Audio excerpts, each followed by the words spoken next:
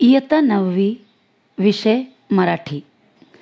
बच्चों, इस वीडियो में हम हमारे मराठी के ओलंपिक वर्तुळाचा गोफ ये पाठ पढ़ने जा रहे हैं। ओलंपिक वर्तुळाचा गोफ, गोफ म्हणजे गुंफणे, इंटरट्वीन होना, एक दूसरे के साथ ट्विस्ट हो गया हुआ। ओलंपिक वर्तुळ क्या है? ओलंपिक का सिंबल आपने देखा होगा, 5 सर्कल्स एक दूसरे के अंदर गुम्फून गेलेले, मतलब एक दूसरे के अंदर इंटरवीव हो गया हुआ है, अंदर से घुस घुस के आया हुआ है, तो इसको कहते हैं ओलंपिक वर्तुळाचा गोफ। ये लिखने वाला लेखक का नाम है बाळ ज पंडित, प्रसिद्ध लेखक।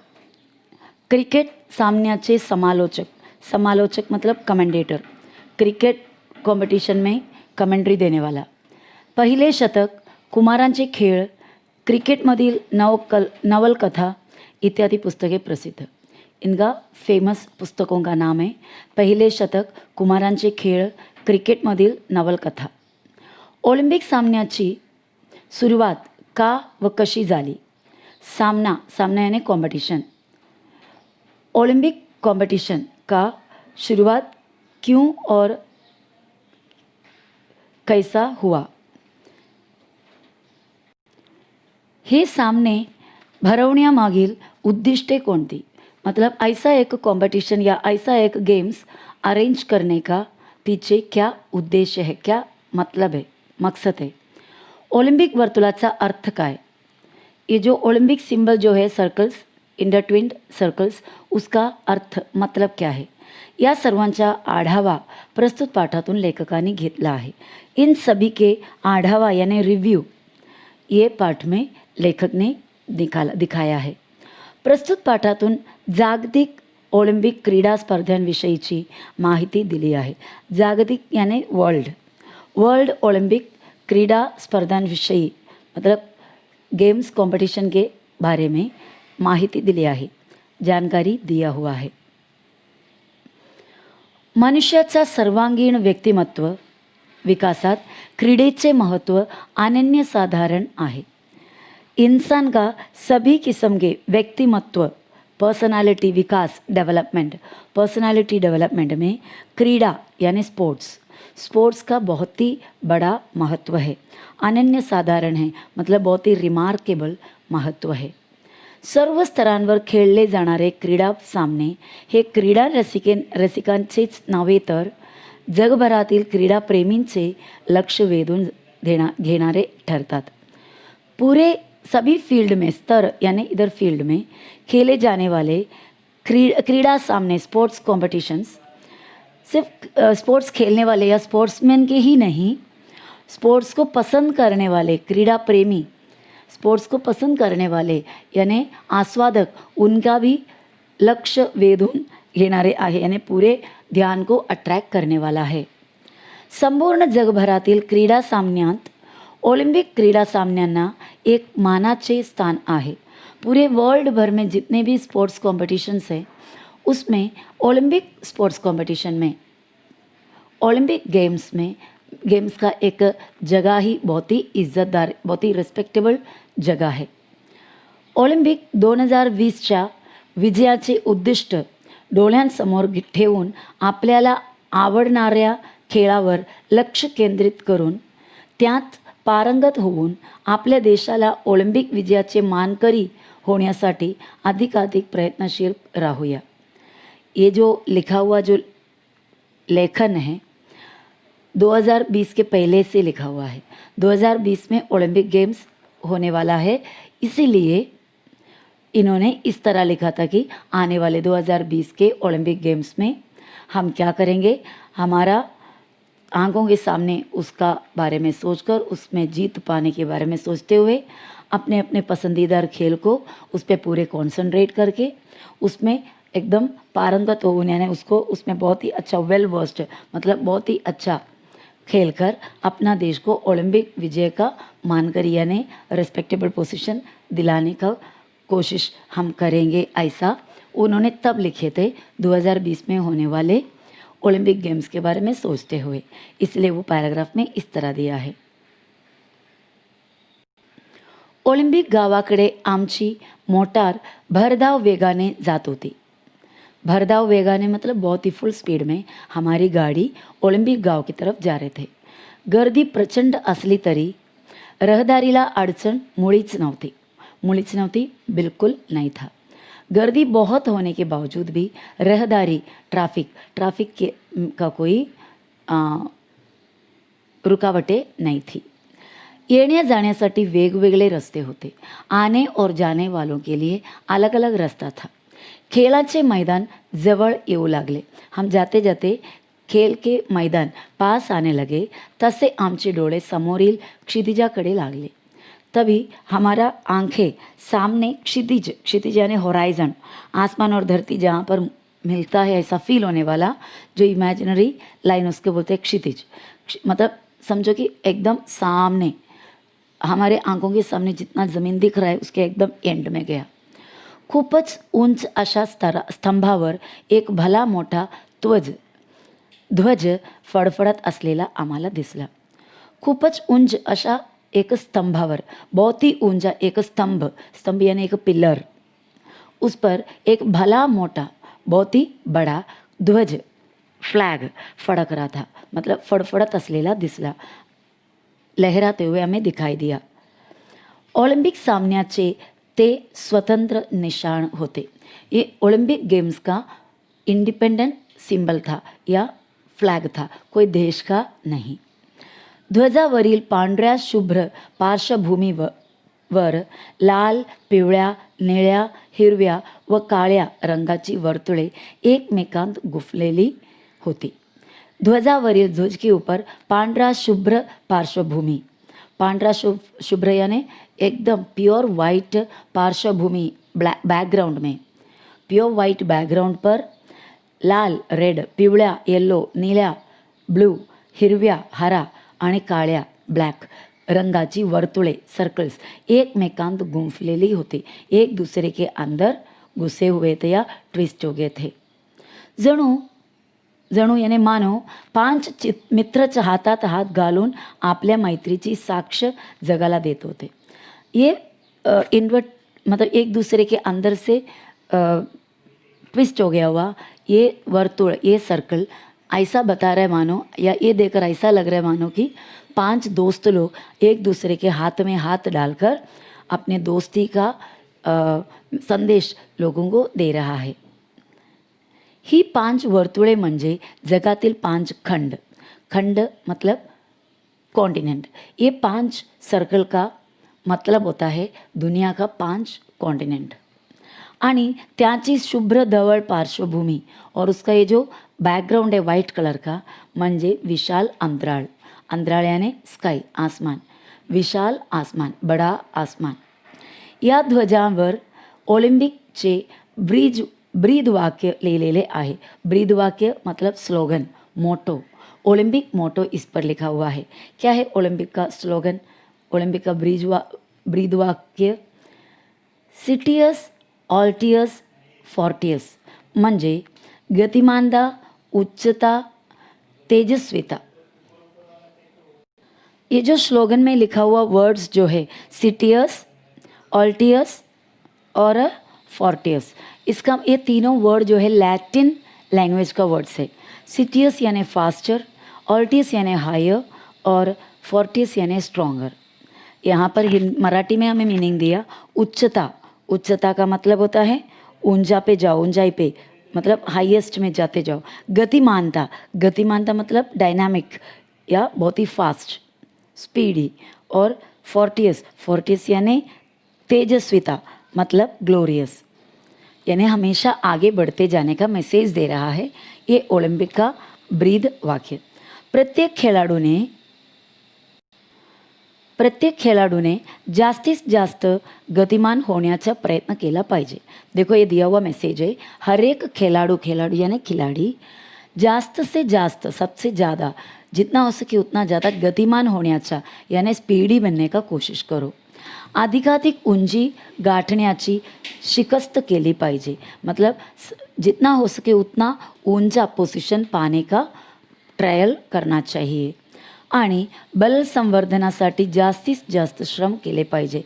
अपना फिजिक, अपना स्ट्रेंथ को बढ़ाने के लिए जास्त से जास्त श्रम, मेहनत करना चाहिए. असा संदेश हा ध्वज खिलाड़ूंना देत असतो. ऐसा संदेश ये फ्लैग खिलाड़ियों को देता है. या ध्वज स्तंभाजवळ, इस ध्वज पिल्लर का, ध्वज जिस स्तंभ में लगे हुए पिल्लर में लगे उसके पास एक स्फूर्तिदायक मशाल सतत तेवत असते. स्फूर्तिदायक यानी जोश दिलाने वाला मशाल, मशाल आपको पता है टॉर्च, जलता हुआ जो आग का, वो सतत तेवत असते, हमेशा जला हुआ रहता है. ऑलिम्पिक सामने म्हणजे क्रीडापटूंसाठी आणि क्रीडा शौकीनांसाठी एक पर्वणीच असते. ओलंपिक का गेम्स मतलब खिलाड़ियों के लिए भी और खेल को पसंद करने वाले हर किसी के लिए, खेल के शौकीन लोग सभी के लिए एक पर्वणीच असते. पर्वणीच मतलब पर्व क्या होता है? पर्वणीच मतलब फेस्टिवल ही है. पृथ्वीच्या पाठीवरील सर्व राष्ट्रांतील सुमारे 5 ते 6 हजार खेळाडू या सामन्यांमध्ये भाग घेतात. पूरे अर्थ के ऊपर जितने दुनिया है, जितने देश है, राष्ट्र है, जितने भी देश है, उनमें से करीब सुमारे यानी करीब 5 से 6 हज़ार, 5000 से 6000 खिलाड़ी लोग इस गेम्स में भाग लेते हैं. स्त्री खेळाडूंची ही संख्या 2000च्या आसपास असते. इसमें सिर्फ विमेन प्लेयर्स, विमेन स्पोर्ट्स मतलब स्पोर्ट्स विमेन के काउंट निकालोगे तो वो भी करीब 2000 के आसपास असते हैं. प्रेक्षागारात सुमारे 70 ते 80 हजार प्रेक्षक बसण्याची सोय असतं. प्रेक्षागार मतलब ऑडियंस बैठने का वाला जगह, ऑडिटोरियम, या फिर हम बोल सकते हैं कि स्टेडियम, जहाँ पर प्रेक्षक बैठते हैं, देखने वाले बैठते हैं. तो वो प्रेक्षागार में करीब 70 ते 80 हज़ार, 70,000 से लेकर 80,000 लोग बैठने का, प्रेक्षक देखने वाले बैठने का सोय मतलब अरेंजमेंट है. याशिवाय सुमारे 25,000 लोकांना हे सामने उभे राहून पाहता येतात. उसके अलावा याशिवाय यानी उसके अलावा करीब 25,000 लोग, 25,000 लोग उभे राहून सामने पाहता येतात. 25,000 लोग खड़े रहकर भी ये देख सकते, उतना और स्पेस है. पोहण्याच्या शर्यतीसाठी मतलब स्विमिंग कॉम्पिटिशन के लिए 4-5 तालाब ही बांधलेले असतात. 4-5 तालाब यानी स्विमिंग पूल भी बनाया हुआ है. खेळाचे विशाल मैदान, खेल के बड़े ग्राउंड, प्लेग्राउंड, त्या भोवतालचे प्रचंड प्रेक्षागार, उसके आसपास के इतने बड़े प्रेक्षागार मतलब ऑडियंस बैठने वाला जगह, रहदारीसाठी मुद्दाम बांधलेला अनेक सड़का मतलब ट्रैफिक के लिए या गाड़ी आने जाने के लिए सिर्फ बनाया हुआ कुछ सड़क, लोह मार्ग यानी रेल्वे, पुरुष व स्त्री खेळाडू यांच्या निवासासाठी यानी आदमी और औरत ऐसे खिलाड़ी लोगों के लिए, स्पोर्ट्समैन के लिए और स्पोर्ट्स विमेन के लिए बनाया हुआ निवासासाठी यानी उनके रहने के लिए बांधलेल्या असंख्य यानी अनगिनत खोलिया असलेल्या इमारती, बहुत सारे रूम्स से भरे हुए इमारती, बिल्डिंग, वसतिगृह मतलब गेस्ट हाउस, लॉज, आने वाले को वगैरह रहने के लिए, प्रेक्षकांच्या श्रम परिहारासाठी सुसज्ज अशी विशाल उपहारगृह बोलेगा तो जैसे रेस्टोरेंट, कैंटीन जैसे, प्रेक्षक लोग जो देखने के लिए आने वाले, बीच में थोड़ा आराम करने, कुछ खाने पीने के लिए उनके लिए उपहारगृह. असे हे एक मोठे गावच असते. ऐसा ये सब कुल मिलाकर एक पूरा एक गाव ही हो जाता है. याला ओलंपिक विलेज असे म्हणतात.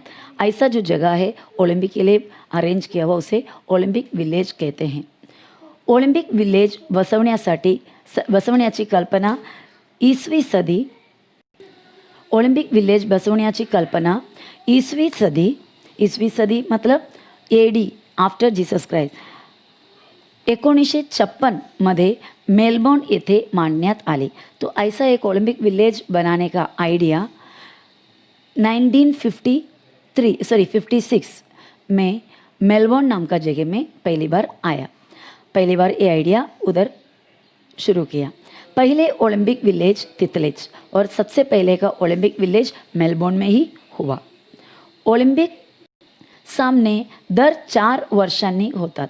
ओलंपिक कॉम्पिटिशन से ओलंपिक गेम्स का कॉम्पिटिशन हर 4 साल में एक बार होता है. हे सामने 5 दिवस चालत और ये कॉम्पिटिशन्स 5 दिन में चलता है, 5 दिन पूरा होता है. ईसवी सदी पूर्व मतलब जो CE कॉमन एरा के पहले, ईसवी सदी के पहले 676 776 मध्ये हे सामने झाल्याची पहिली नोंद ग्रीस देशाच्या इतिहासात सापडते.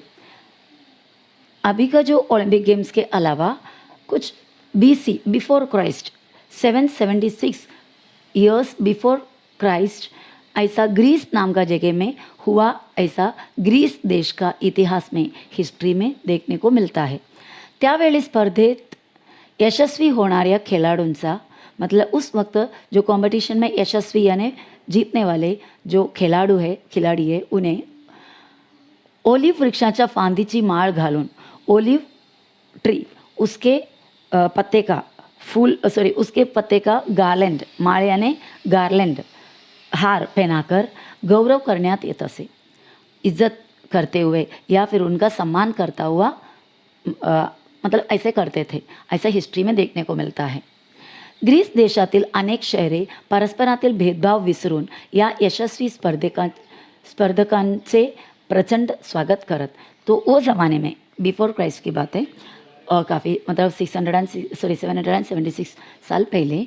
इसी तरह ग्रीस में ये ओलंपिक गेम्स हुआ करता था और उसमें जो जीतने वाले जो खिलाड़ी है उसका मान सम्मान करने के लिए उनको ओलिव ट्री का पत्ते का हार पहनाकर उनका मान सम्मान करते थे.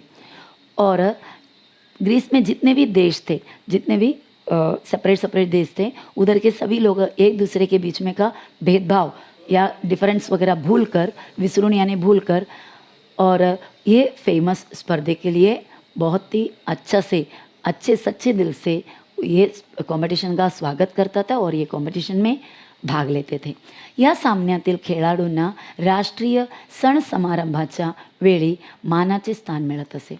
और ये जो कंपटीशन में ओलंपिक गेम्स में भाग लेने वाले जो खिलाड़ी लोग हैं उनको नेशनल प्रोग्राम्स में राष्ट्रीय सण समारंभ यानी राष्ट्रीय त्यौहार में नेशनल फेस्टिवल्स में उनका बहुत ही बड़ा मान सम्मान का जगह दिया जाता था.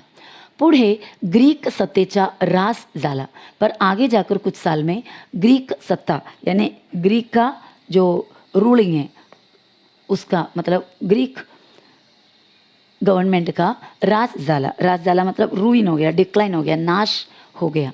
आणि त्याबरोबर और उसी के साथ साथ ईसवी सदी पूर्वी 394 मध्ये हे सामने बंद पड़ले. और उसके बाद उसी के साथ साथ यानी ग्रीक लोगों का ग्रीक सत्ता यानी ग्रीक रूल का नाश होने के साथ साथ कभी 394 मध्ये मतलब 396 BC में ये सामने बंद पड़ले. ये प्रोग्राम या ये कॉम्पिटिशन ओलंपिक गेम्स तभी का बंद हो गया. मैत्रीचा मंत्र सांगणारा या ओलंपिक सामन्याची त्यानंतर ईसवी सदी 1894 साली आधुनिक जगाला आठवण झाली. और मैत्री का मंत्र सांगणारा क्योंकि दुनिया के सभी देश इसमें शामिल है, तो पूरे दुनिया का देशों के बीच में एक मैत्री एक दोस्ती का मंत्र बताने वाला ये ओलंपिक गेम्स का उसके बाद यानी 394 के बाद 394 BC के बाद कब याद आया, आधुनिक जगाला आठवण आली मतलब मॉडर्न वर्ल्ड को याद आया कभी 1894 में. त्या वर्षी फ्रांस देशात एक ओलंपिक काँग्रेस भरवण्यात आली होती. उस वर्ष यानी उस साल 1894 में ओलंपिक काँग्रेस मतलब ओलंपिक का एक मीटिंग फ्रांस देश में हुआ था. त्या काँग्रेसला अनेक राष्ट्रांचे प्रतिनिधि हजर होते और ये मीटिंग में कांग्रेस यानी ये मीटिंग में बहुत सारे राष्ट्र के बहुत सारे देश के प्रतिनिधि रिप्रेजेंटेटिव्स शामिल थे. कुबर्टीन नावाचा फ्रेंच क्रीडा तज्ञाने या काँग्रेसमध्ये ऑलिम्पिक सामन्याचे पुनर्जीवन केले. कुबरटीन नाम का एक फ्रेंच क्रीडा तज्ञ मतलब एक स्पोर्ट्स एक्सपर्ट ने ओलंपिक सामन्याचा पुनरुज्जीवन मतलब वापस से रीबर्थ केले, यानी फिर से स्टार्ट किया. शरीर संपदा वाढवण्यासाठी यानी फिजिकल पावर को बढ़ाने के लिए, बल संवर्धन करण्यासाठी यानी स्ट्रेंथ को बढ़ाने के लिए, और आणि प्रामुख्याने देशादेशातील मैत्री वाढून त्यांच्यात मित्रत्वाची स्पर्धा व्हावी. मतलब मेनली तो प्रामुख्याने यानी मेनली देश देश के बीच में मैत्री मतलब दोस्ती बढ़ाकर एक दूसरे के साथ मित्रत्वाची स्पर्धा मतलब दोस्ती के साथ कॉम्पिटिशन व्हावी, यासाठी प्राचीन ऑलिम्पिक सामन्याप्रमाणेच यापुढे आंतरराष्ट्रीय क्रीडा स्पर्धा भरवावेत असे ठरले. तो इन सभी रीज़न के लिए यानी आपसी दोस्ती बनाए रखने के लिए, देश देश को साथ में मित्र बनाने के लिए ओलंपिक सामन्याप्रमाणेच यापुढे आंतरराष्ट्रीय क्रीडा स्पर्धा यानी अंतर्राष्ट्रीय नहीं इंटरनेशनल स्पोर्ट्स कंपटीशन रखने का ऐसा डिसाइड किया. 1896 मतलब 96 पासून ओलंपिक सामने दर 4 वर्षांनी वेगवेगळ्या देशात भरवले जातात. तो वैसा 1896 से लेकर हर 4 साल में एक बार अलग अलग देश में ओलंपिक कंपटीशन चालू किया. त्या निमित्ताने जगात सद्भावना बोलेगा तो गुडविल, समता इक्वालिटी और मैत्री दोस्ती फ्रेंडशिप, विश्व बंधुत्व यानी सभी देश एक ही जैसा भाई है ऐसा जो फीलिंग, ब्रदरहुड, शिस्त यानी डिसिप्लिन व ऐक्य यानी एकता, ये सभी भावना वाढीस लागतात. ये सभी भावना बढ़ाया मतलब इस तरीके का एक गेम्स लाने की वजह से ये सभी अच्छे भावने दुनिया में सभी देश के बीच में बढ़ गया. या सामन्यांत निरनिराळ्या 21 खेळांची तरतूद यानी अरेंजमेंट. तो ये कंपटीशन में अलग अलग 21 अलग अलग तरीके के गेम्स का अरेंजमेंट है. पुरुषांसाठी व स्त्रियांसाठी वेगवेगळे सामने होतात. लेडीज़ के लिए और जेंट्स के लिए अलग अलग कंपटीशन होता है. या सामन्यांच्या व्यवस्थेसाठी एक आंतरराष्ट्रीय ओलंपिक समिती नेमलेली असते.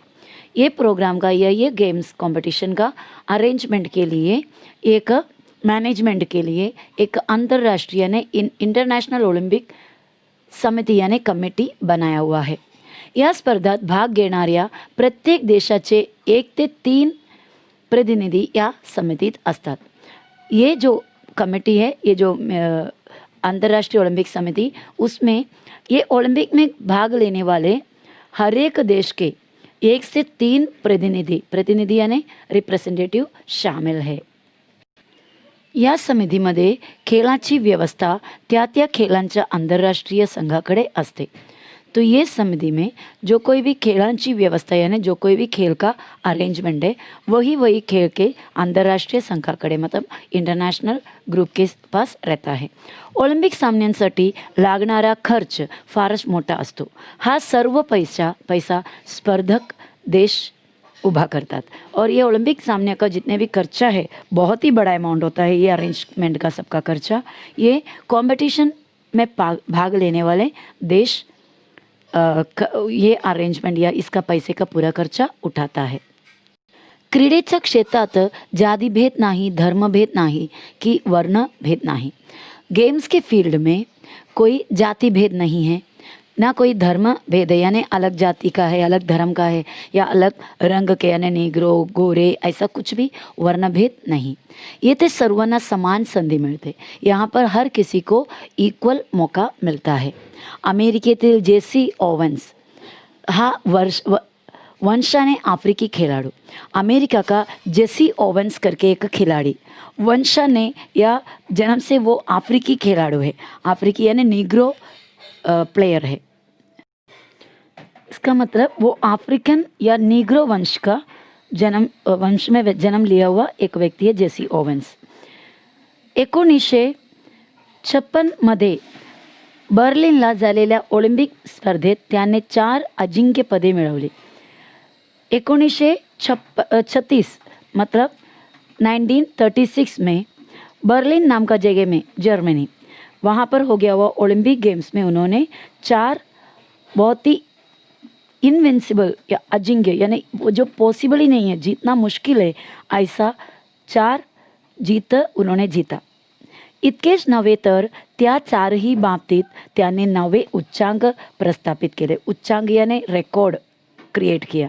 बोलते हैं ना, कोई भी कुछ फील्ड में खेलते तो वो एक रिकॉर्ड क्रिएट करते हैं, वो रिकॉर्ड तोड़ने वाले फिर उसका नाम ज़्यादा दुनिया जाना जाता है. तो इन्होंने उच्चांक प्रस्थापित के लिए मतलब नया रिकॉर्ड उन्होंने क्रिएट किया. अमेरिकेच्या यशाचा तो मोठा शिल्पकार ठरला. तो इनके ज़रिए जेसी ओवेंस के ज़रिए अमेरिका का नाम यश बहुत ही आगे हो गया. तो अमेरिका का नाम बढ़ाने में इनका बहुत ही बड़ा योगदान आहे. अमेरिकेनेच नव्हे तर साऱ्या जगाने या खेळाडूचा त्यावेळी केवढा गौरव केला, केवढे कौतुक केले. मतलब अमेरिका तो छोड़ो, क्योंकि वो देश के लिए खेला है तो ज़रूर अमेरिका के लोग उनका बहुत ही इज्जत किए होंगे, पर उसके साथ साथ सारे जगह ने, पूरे दुनिया उनको, ये खिलाड़ी को त्यावेळी केवढा गौरव केला, यानी इनका कितना इज्जत किया, केवढे कौतुक केले, कितने प्रशंसा केले. ओवेन्सचा वर्ण, त्यांचा देश हे सर्व विसरून, मतलब उनका जो निग्रो होने का जो वर्ण, जो कलर, त्यांचा देश, उनका देश अफ्रीका जो उस ज़माने में डेवलप्ड नहीं थे, ये सभी सब कुछ भूल कर साऱ्या जगाने त्यांची प्रशंसा केली. पूरी दुनिया उनका तारीफ किया. एमिल जेटोपॅक हा जेकोस्लोवाकियाचा खिलाड़ू. एमिल जेटोपॅक करके एक खिलाड़ी, वो खिलाड़ी किधर के हैं? जेकोस्लोवाकिया. 1952 साली त्याने हेल्सिंकीचे मैदान गाजवले. 1952 साल में उन्होंने हेल्सिंकी नाम का जगह का पूरा मैदान यानी पूरे ग्राउंड को जीता, या बहुत ही बड़ा नाम कमाया.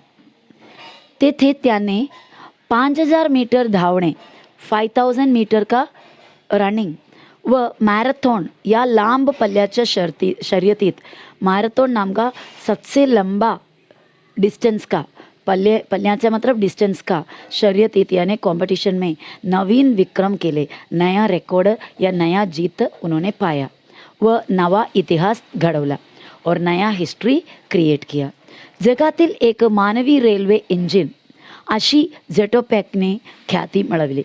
पूरे दुनिया में एक मानवी रेलवे इंजन मतलब ह्यूमन रेलवे इंजन, ऐसा उनको नाम मिल गया क्योंकि उतना स्पीड में वो भागा.